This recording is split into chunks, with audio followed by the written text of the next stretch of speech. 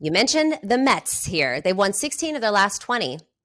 And their odds have shifted to plus 475. Do the Mets have a real chance in the postseason? What's your confidence level? I mean, I know you just kind of went over this right now. So, Confidence is at an all-time high. It feels good to be a Mets fan right now. And we haven't been able to say that for too long, because even going back a few years ago when we had like the pitching trio of Syndergaard, DeGrom, Matt Harvey, and Steven Matz was supposed to be the next big lefty in baseball, that did not come to fruition. That, went down in flames.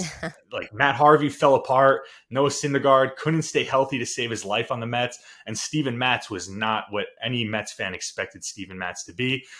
So finally, for once, I feel pretty good. And it feels good because I haven't been able to say this, but New York is the Mets town now. wow. I think there's a lot of Yankees fan in this city that would disagree with you. But I'm fairly confident in the Mets. And I wasn't high on them in the beginning of the season. But when I looked at some of their stats, they're 21-8 against expected playoff teams. That's a pretty incredible number, though.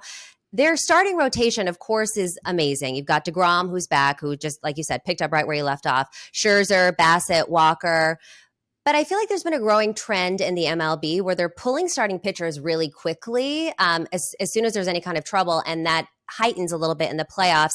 How do you feel about their kind of middle rotation there? Do you that could be a weak spot for them? Yeah, it's certainly a weak spot right now. But like I said, if McGill comes back and he's able to pitch, you can put someone like him in the bullpen. Carrasco, you can move him to the bullpen. They have so many different options because of having Scherzer and DeGrom at the top of that lineup, that if you were to throw out, DeGrom, Scherzer, Bassett, and then throw in another name, but if you moved Carrasco or McGill Givens to or the May, yeah. bullpen, yeah, now you've instantly, without having to trade for any relievers. Like, I was pretty upset they didn't go get anyone, Yeah. but it wasn't the worst case because they still have some options to move people around and move them in to bolster up that, middle of the relief.